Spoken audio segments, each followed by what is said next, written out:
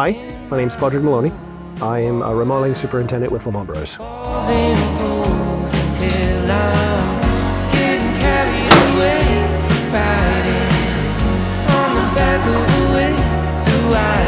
What is our project? Our project is we are taking a unliving space, a basement, and turning it into living space. So I'm standing in the bedroom right there.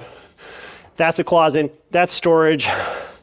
We've got a cool little like 45 angle door here. We have a bathroom with a shower, like a full bath.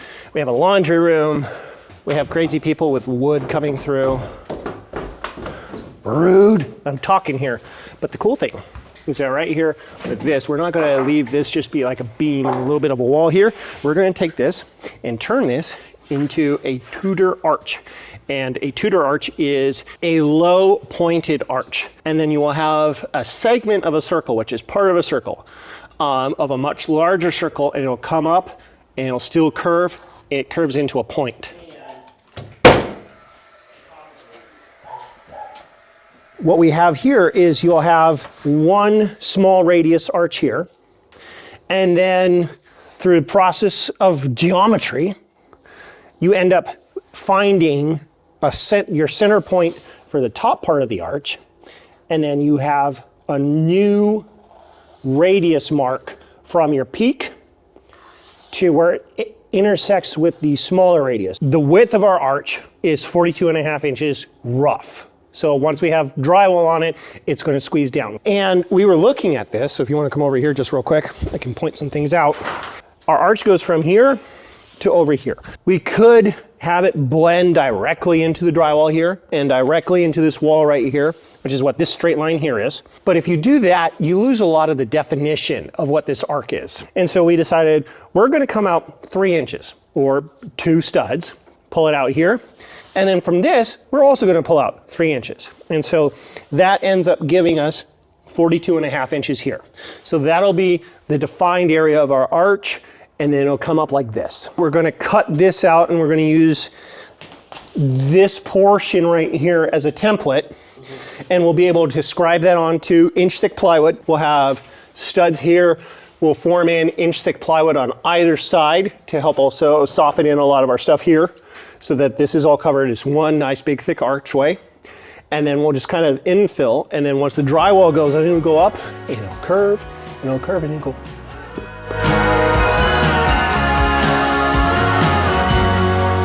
It's similar to an ellipse, but instead of a constantly changing radius that is smooth, it has a small radius, large radius point, large radius, small radius legs. So a Tudor arch was a design element that is extremely prominent in the Tudor period in England during the late 1400s to the late 1500s, maybe early 1600s. So you can see that in a lot of different places. There's actually quite a few places in Portland where you can see similar arches and stuff like that. There's a school. The main entrance to that has like 3 or 4 different Tudor style arches. It's a way to kind of have a little bit more interest to a place rather than having just a simple semicircle or half circle or an ellipse or something like that. It gives it a little bit different of a flair. Let's make it interesting and different, and we'll put that downstairs so it's easy to do. And it's like, didn't take that long to work through the geometry, because I mean, the nice thing about geometry is that, especially for building, you don't have to know really any math to it. You can use a pair of dividers and a stick and some string, and you can mark out almost anything you can think of. And I think it really helps add some unique flair to the space and allows it to kind of echo what's above, but also just be, hey, we had some fun. This was fun.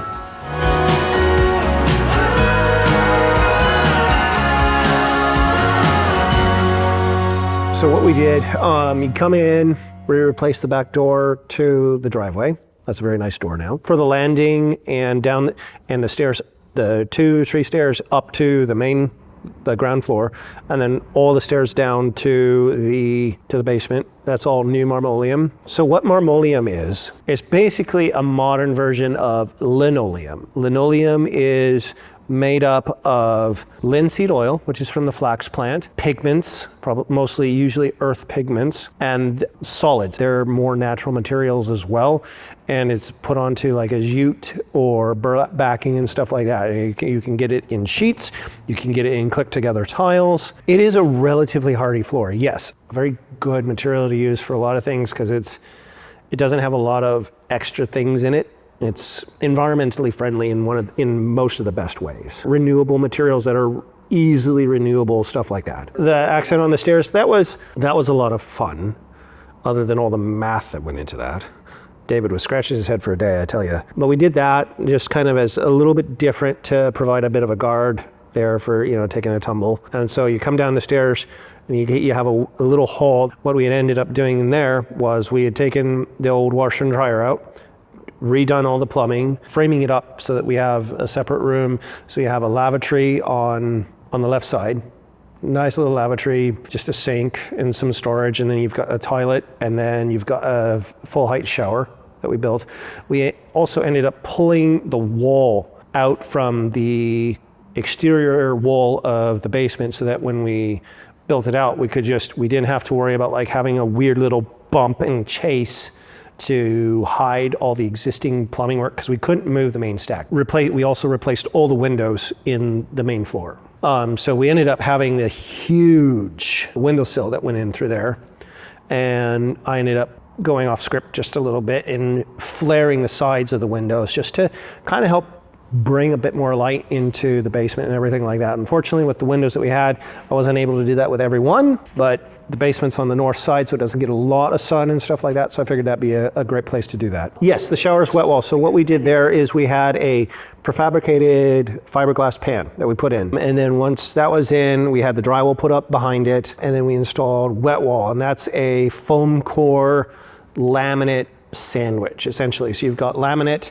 and foam and laminate again. It comes in, like 20 or 30 different colors, but it's really durable.